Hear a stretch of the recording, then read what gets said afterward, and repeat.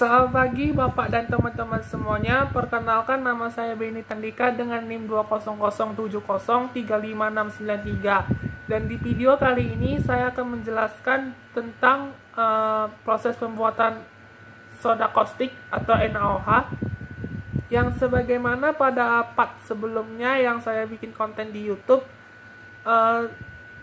terdapat kekurangan, dan kali ini saya akan menambahkan sedikit materi tentang proses pembuatan kaustik. Dan tanpa basa-basi lagi, stay tune video ini.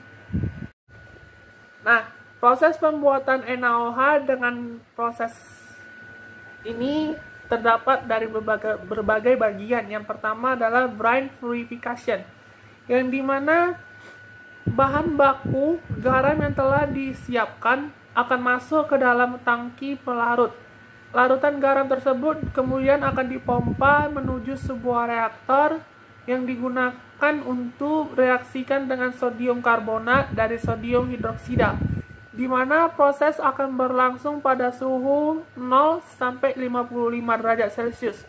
Untuk mengendapkan larutan kalsium karbonat dan magnesium hidroksida dengan reaksi sebagai berikut. Ca2 positif plus Na2CO3 akan membentuk CaCO3 ditambah 2Na positif, dan Mg2 positif ditambah 2 NaOH akan membentuk MgOH2 kali ditambahkan 2 Na positif. Endapan yang terbentuk akan keluar dari reaktor dan mengalami kenaikan suhu antara 55 sampai 60 derajat Celcius, yang kemudian endapan itu akan dihilangkan sebagai slurry atau lumpur, di mana pengendapan itu akan dilakukan pada clarifier. Larutan garam tersebut kemudian akan dipompa untuk proses filtrasi pada sun filter dan plate dan frame filter, yang kemudian larutan garam akan dipanaskan terlebih dahulu dengan heater sebelum menuju ke cation exchanger agar kondisi operasi sesuai, yaitu pada suhu 60 sampai 70 derajat Celcius, dan dilanjutkan dengan proses anion exchanger dengan tujuannya adalah untuk memperkecil konsentrasi pengotor menjadi part per billion atau ppb. Yang kedua adalah brine electrolysis, yang dimana pada proses ini adalah salah satu cara kita untuk membuat kaustik yang masih banyak digunakan dalam berbagai industri. Elektrolisis larutan garam akan menghasilkan klor pada anoda serta hidrogen dan NaOH pada katoda. Jika klor dan NaOH yang diinginkan sesuai dengan produk akhir, maka rancangan sel tersebut harus dibuat sedemikian rupa sehingga kedua bahan tersebut tidak bercampur. Ada 3 jenis rancangan sel yang paling banyak digunakan dalam industri, yang pertama sel diafragma, yang kedua sel merkuri, yang ketiga sel membran.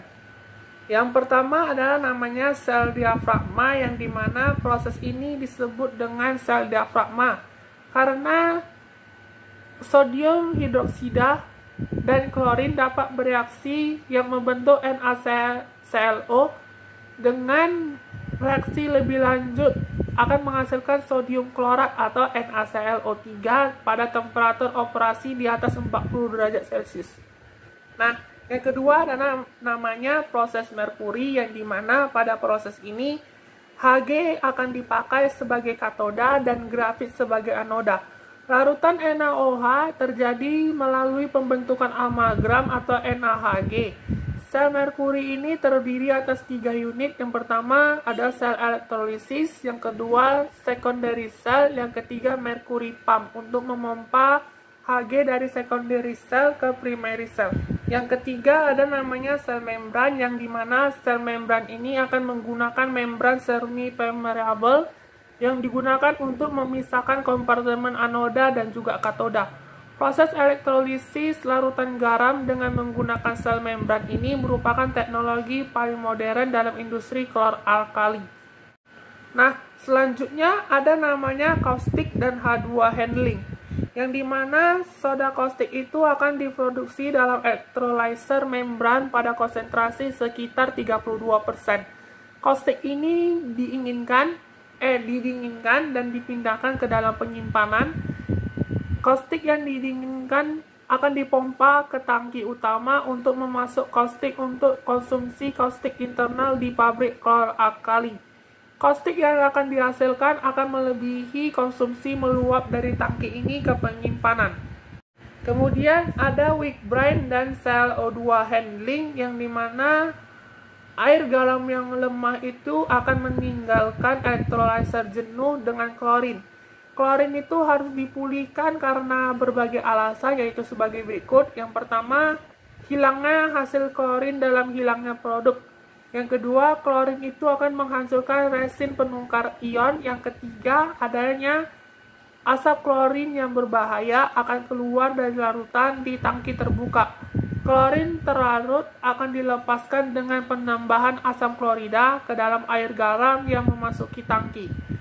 Yang dimana air garam yang lemah itu akan dipompa ke deklorinator air garam untuk menghilangkan klorin lebih lanjut.